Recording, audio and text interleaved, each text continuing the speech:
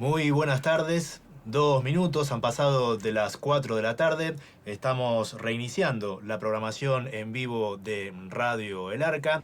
Frente al micrófono te renueva el saludo Adrián Moyano en una jornada ventosa sobre Bariloche. Estamos hoy en compañía del investigador, docente e historiador Walter del Río. Buenas tardes, Walter, ¿cómo estás? ¿Qué tal? Buenas tardes, ¿cómo están? Bueno, hay varias cuestiones que venimos abordando aquí en la radio. Uno de estos temas tiene que ver con el desconocimiento general que hay sobre la campaña del desierto. ¿Qué se puede decir al respecto? Forma parte de el relato oficial historiográfico consagrado en los libros de texto, en nuestro sistema educativo, en nuestras propias ciudades, cuando se construyen monumentos, se nombran calles, se dan nombres a plazas. Y este relato histórico construido, por el cual transitamos cotidianamente, nos va marcando que hubo un momento, un episodio de la historia, que fue la campaña del desierto, que debe verse como una bisagra. Hoy en día, y después del retorno a la democracia, podemos cuestionar y hacer planteos como sociedad civil con respecto a la historia que queremos contar en el sistema educativo. Y ese replanteo también tiene un límite, y el límite es el monumento que se ha hecho de la campaña. Es decir, podemos decir muchas cosas, de hecho se vienen diciendo muchas cosas, pero no cambia la esencia de cómo los argentinos piensan la historia nacional. Es decir, entre el antes y el después. Y en definitiva, ese antes y después, en algún lugar del inconsciente colectivo, es el antes de la barbarie, del salvajismo, del malón, porque no existe otra forma para representar ese antes. El propio Roca, en el Parlamento Nacional, a principios de los 80, ya como presidente, anunciaba que ya no cruzaban indígenas la Pampa. Y esto, evidentemente, era una forma de construir invisibles dentro de la sociedad argentina. Ahora bien, estos invisibles serán sometidos a concentraciones, a deportaciones, fueron trasladados decenas de miles a otras provincias del país para ser utilizados como fuerza de trabajo esclava.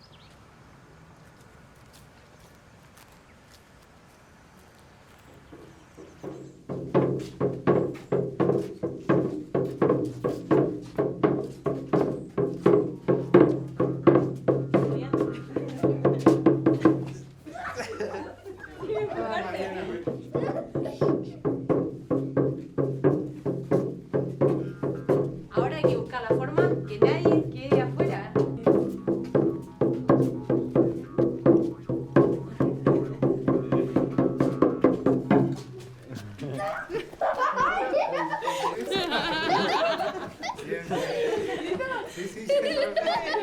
Este juego lo hacemos para empezar a hablar de lo que es el territorio mapuche. El territorio mapuche era una gran extensión de tierra, de territorio, que se fue achicando, ¿no? Que se fue achicando como se nos fue achicando a nosotros. Recién entramos más cómodamente, de repente empezamos a entrar menos, y nos tenemos que ir apretando, de manera que uno apenas alcanza a resistir o aguantar en un momento estar ahí, por un ratito nada más. Bueno, de la misma manera el territorio mapuche, que en algún momento alcanzó para todos, donde toda la gente vivía bien, con cantidad de tierra suficiente, se fue achicando, y es como nosotros estamos ahora. Algunos ni siquiera estamos ahí adentro. Algunos ya nos quedamos afuera. Algunos ya ni tenemos tierra. Hasta mediados del siglo XVIII, la sociedad blanca controlaba una franja muy estrecha de tierra. Al sur y al oeste de esa frontera era todo territorio indígena. En 1780 el virrey Bertiz establece la frontera en el río Salado. Entre 1820 y 1840, con Martín Rodríguez y Rosas, la línea de frontera avanza hasta Junín, 25 de Mayo, Tapalqué, Azul y de allí al Cabo Corrientes. Durante las 4 décadas siguientes, la poderosa Confederación de Salinas Grandes, al mando de Calfucurá, y los ranqueles gobernados por Panquitrujner equiparan las fuerzas indígenas con las del gobierno y establecen una férrea defensa en esta frontera del Gualmapu. Hacia 1876, con la estrategia de avance progresivo, a través de comandancias y fortines, del ministro de Guerra, Adolfo Alsina, la frontera se corre al oeste hasta la llamada Zanja de Alsina. En 1877 lo sucede Julio Argentino Roca, que va a llevar adelante la conquista del desierto. Con sus comandantes Levalle, Lagos, Uriburu y Racedo. Roca es un ambicioso general de 38 años que proclama exterminar a los salvajes de la Pampa o correrlos al sur del Río Negro. Sabe que el éxito de su campaña le valdrá políticamente. Como ministro de Guerra se encuentra con la línea de frontera muy avanzada al oeste y la capacidad militar indígena debilitada. Ya en 1872, Calfucurá había sido derrotado en la batalla de San Carlos. Y en 1876, el ejército avanza a sangre y fuego hasta Carué y Trenquelauquen. En 1878, Roca ordena comenzar una serie de batidas militares en La Pampa, donde son detenidos los caciques Epumer y Pincén. Y en 1879, aplicando una estrategia de pinzas en 5 divisiones, con 6.000 soldados armados con fusil Remington, avanza sobre las familias Mapuche y Ranquel de caciques como Namuncurá y Baigorrita. En pocas semanas, el ejército argentino llegó hasta el Neuquén, dejando decenas de miles de muertos y sometidos, víctimas del Estado Nacional.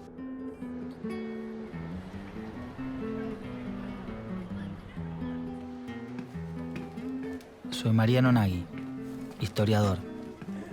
Junto al grupo de investigación que integro, estamos trabajando para demostrar que la conquista del desierto se trató de un genocidio con efectos que aún perduran, cometido por el Estado argentino con el fin de consolidar su soberanía territorial y política e incorporarse al mercado mundial.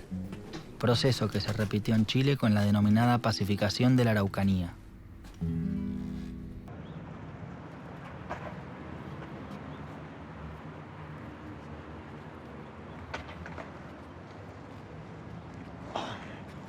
...1843 a 1914. Mira, estos que pintaron acá son mapuches, pitú, mongueley, fuera, huinca, chegua. Huinca, Hueñafe. ¿Qué significa Hueñafe? ¿Sabes? No. El Estado Nacional va a encarar esta conquista del desierto básicamente por 2 factores. Uno económico, de incorporación al mercado mundial, y un segundo factor que tiene que ver con asegurar el territorio y decir, bueno, esta es la Argentina y este es nuestro territorio. Ese mercado mundial le va a dar la oportunidad a nuestra región de incorporarse como exportador de materias primas. Esas materias primas, en el caso nuestro, va a tener que ver con todo lo que es la actividad ganadera, y para ello se necesitan grandes extensiones de tierra. Lo que va a terminar sucediendo es que la clase dominante va a impulsar la toma de tierras para ponerlas a producir, porque hoy las ven improductivas. ¿Por qué? Porque están los indígenas, con lo cual no las pueden utilizar. Y ahí es donde empiezan a construir la idea de un indígena bárbaro, salvaje, que no queda otra que eliminarlo, que son un obstáculo para la civilización. Con lo cual, el factor económico es clave para entender la conquista del desierto, porque es lo que va, digamos, a impulsar la unión de esta clase dominante, ganadera en muchos casos, la mayoría de ella, y tratar de correr la frontera.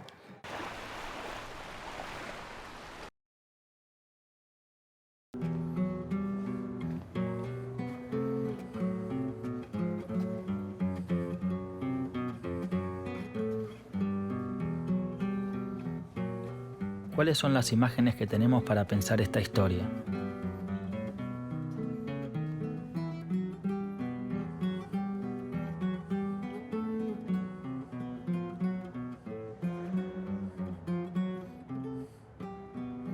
La historiografía tradicional ha instalado imágenes del indio malonero, Aragán, borracho, un extranjero invasor, venido de Chile, ladrón de mujeres blancas.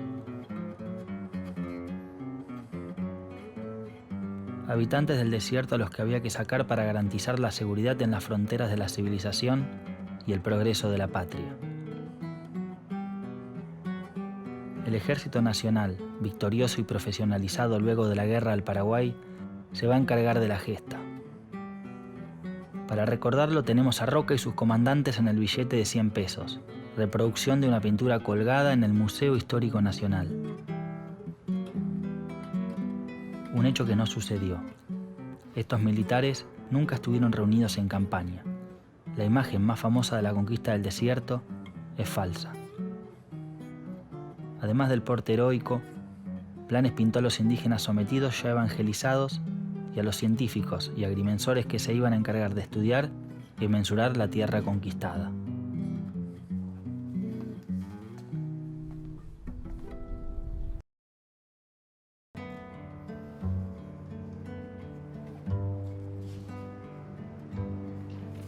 La campaña de Roca se financió con un empréstito público a partir del cual 391 beneficiarios obtuvieron 8,5 millones de hectáreas que se iban a conquistar. Pero ¿quiénes son esos terratenientes? ¿Y de qué territorio estamos hablando? O sea, un tipo que viene y se compra un campo acá y es un estanciero y es un productor agropecuario, ese tipo no le va a regalar nada a nadie. Pero para mí también está bien que así sea. Es lo que vos lograste, lo que... Entonces, ¿por qué tenés que regalar o devolver? Eso para mí va a ser un proceso lento, digamos, no. Entonces digo, el tema del territorio es el punto más difícil. ¿Y cómo se va a resolver eso? Yo no lo sé. Pero es el tema, Marco. Está bien, pero la tierra esta ya no saben ni en manos de quién está. Y aparte... Una cosa es hacer una revisión crítica de la historia y ver que acá, digamos, hubo una masacre, una guerra totalmente desigual, una barbaridad cometida. Y otra cosa es hoy, digamos, querer resolver esa situación a través de acciones. Yo no sé cuál es la solución. Yo opino, pero no sé. Para mí es algo novedoso estar hablando de la propiedad de la tierra y de quién es la tierra. Crecí sin ese conflicto.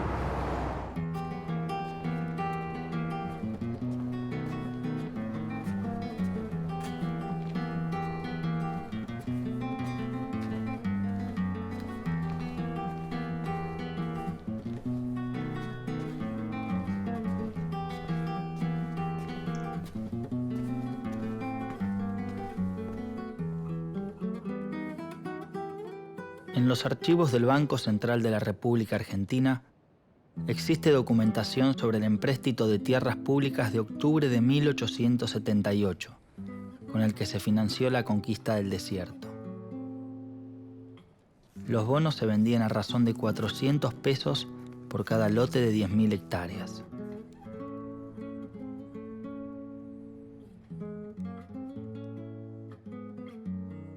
Una vez conquistados, los territorios fueron mensurados, cartografiados y luego sorteados entre los beneficiarios.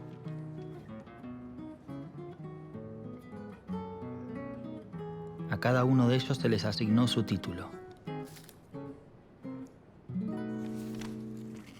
Propiedad privada que se funda en un robo. Todos estos documentos son pruebas irrefutables que confirman el sistema. Gracias al aporte de capital privado, se costeó el gasto de movilizar al ejército para conquistar los territorios de los pueblos Ranquel, Mapuche, Tehuelche y someter a su población. También los comandantes de la expedición tuvieron sus premios.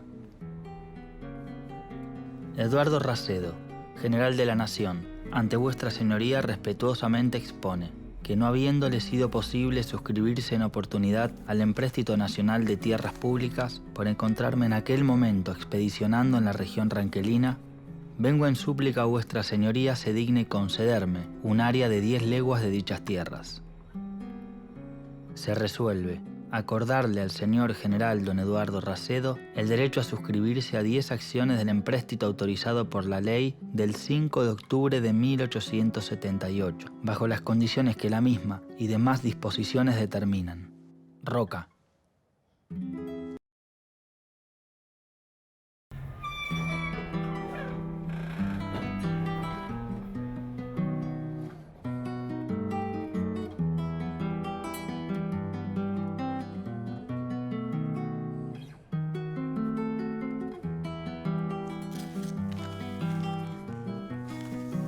National Territories, landowners, propietarios de la tierra. Las 8,5 millones de hectáreas del empréstito de octubre de 1878 ya entregadas. cartografiadas en este mapa de catastro inglés de 1882, que incluye tierras de la provincia de Buenos Aires, Santa Fe, Córdoba, San Luis y La Pampa. Drisdale, Quintana, Martínez de Hoz, South American Land Company, Oldham, Roca, Runciman, Torcuato de Alvear, Unzué, Anchorena, Allen, Gilmour, Castex, Luro, Seré, Dugan, Bunge, Levalle, Williams, ingleses y cipayos.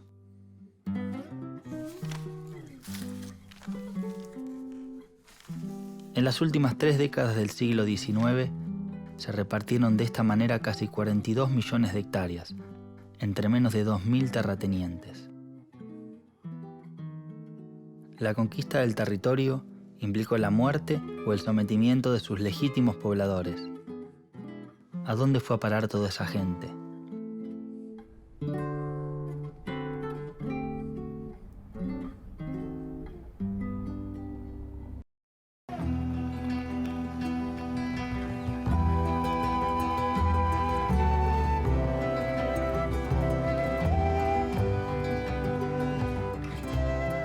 Para la gran mayoría de los prisioneros del Estado argentino, Martín García no fue el destino final. Quienes estaban en condiciones de trabajar fueron llevados a estancias, ingenios azucareros y establecimientos agroindustriales de todo el país. Mano de obra esclava para beneficiarios civiles que sacaron provecho de esta situación. También el ejército y la marina se apoderaron de hombres para su tropa. El desmembramiento final de las familias, separando a las madres de sus hijos, lo llevó adelante la sociedad de beneficencia, distribuyéndolos como personal doméstico entre las casas de la oligarquía argentina.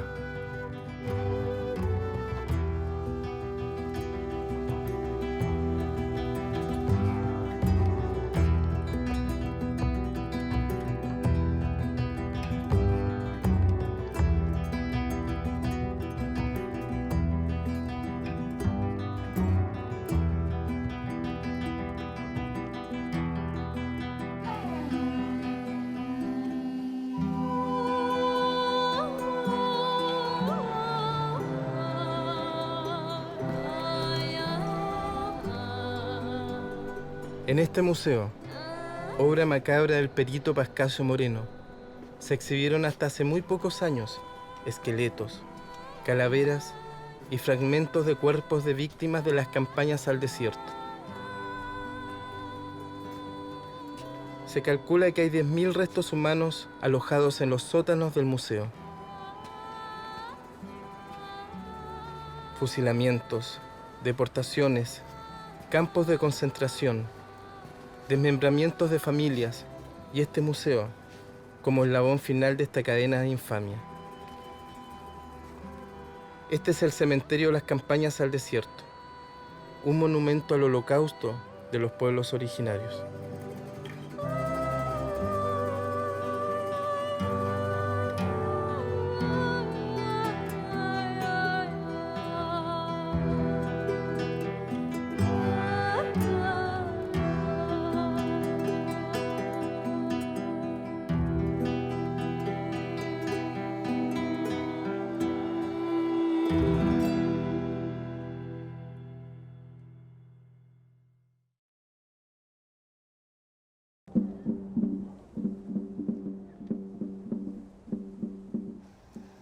Este es un trahuil que usó mi bisabuelo y lo perdió peleando. Ese le pega en la punta del trabuco de un milico. Entonces aparece este trahuil y aparece otro compañero de ese. Este. Nos lo vamos a buscar a los museos, ¿eh? Esto está acá. A través de esto nos habla la mapa. Para el Estado nosotros tenemos que mostrarle un título de propiedad. Entonces, ¿qué documento le vamos a mostrar? No tenemos papel. Este es el documento. Eso es un documento natural. Eso de miles y miles de años de historia. La verdad está ahí, en ese Nehuen. Nosotros no somos dueños, somos parces. ¿Pero por qué parces? Para cuidar, para proteger, y por esa misma causa también que no con la Inchi. Nosotros queremos proteger para tener vida